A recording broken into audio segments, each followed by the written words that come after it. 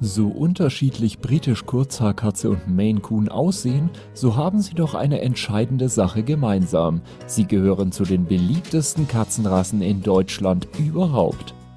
Wenn du dir überlegst, eine der beiden Rassen anzuschaffen oder aber einfach mal gerne deine BKH oder Maine Coon der jeweils anderen Rasse gegenüberstellen möchtest, dann spitz jetzt die Ohren, denn wir sehen uns die wichtigsten Unterschiede der beiden an.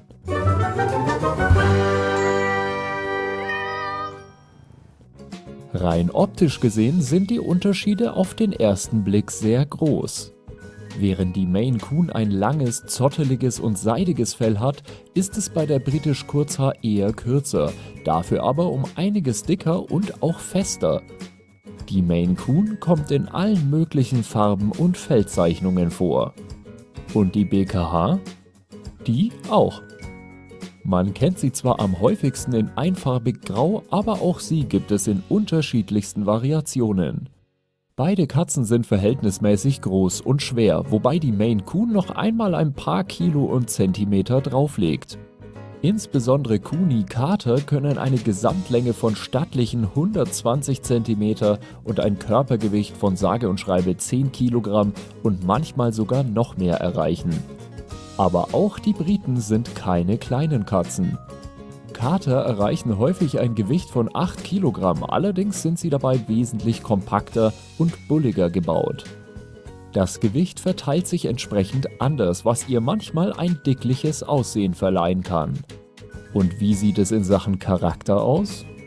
Beide Rassen verdanken ihre Beliebtheit nicht zuletzt ihren Charakterzügen.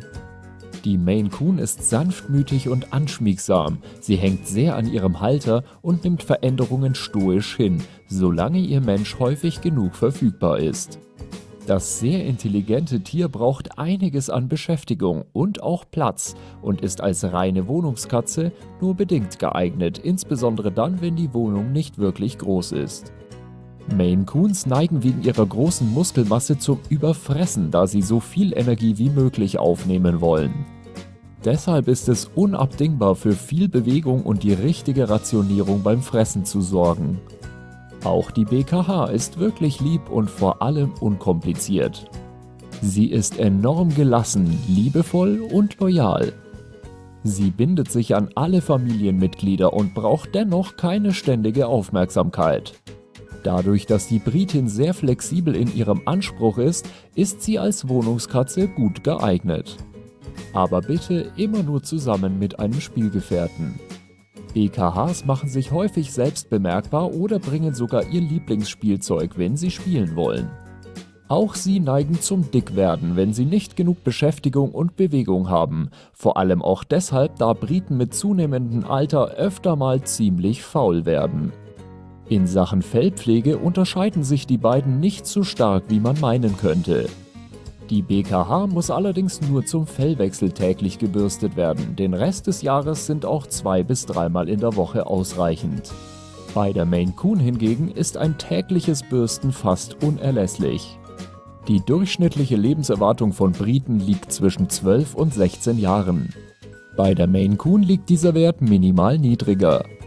Allerdings sind diese Daten ohnehin immer mit Vorsicht zu genießen, weil sie auch Krankheitsfälle und unnatürliche Tode mit einschließen. Die Wahl eines guten und liebevollen Züchters kann dabei schon den Grundstein legen, dass deine Katze keine schweren Erberkrankungen mitbringt und entsprechend alt wird. Egal wie du dich entscheidest.